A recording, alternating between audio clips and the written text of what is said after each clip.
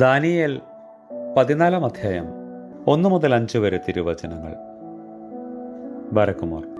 അസ്തദ്ഗോസ് രാജാവ് അയാളുടെ പിതാക്കന്മാരോട് ചേർന്ന ശേഷം പാഴ്സനായ കുറോശ് രാജ്യത്വം പ്രാപിച്ചു. ദാനിയേൽ രാജസന്നിധിയിൽ ബഹുമാനനായിരുന്നു. അവൻ രാജാവിനോട് കൂടെയാണ് താമസിച്ചിരുന്നതും. രാജാവിൻ്റെ സർവ്വസുഹൃത്തുക്കളാലും അവൻ ബഹുമാനിതനുമായിരുന്നു. ബാബിലോണിയർക്ക് ഒരു വിഗ്രഹമുണ്ടായിരുന്നു. അതിൻ്റെ പേര് ബാൽ.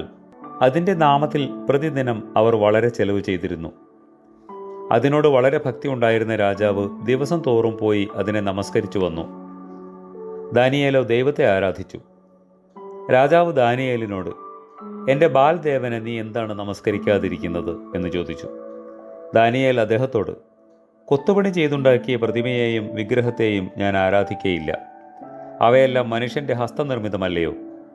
എന്നാൽ ഞാനോ ആകാശത്തിൻ്റെയും ഭൂമിയുടെയും സൃഷ്ടാവായ ജീവനുള്ള ദൈവത്തെ ആരാധിക്കുന്നു, ഭയപ്പെടുന്നു. അദ്ദേഹമല്ലോ സർവ്വജഡത്തിൻ്റെയും ഉടയവൻ എന്ന് പറഞ്ഞു. ഞങ്ങളുടെ രക്ഷിതാവായ മെശിഹ, നിന്റെ ശ്രീഭണ്ഡാരത്തിൽ നിന്ന് കരുണയും മനോഗുണവും ഞങ്ങൾക്ക് ലഭിക്കുമാറാകണമേ. ആമേൻ.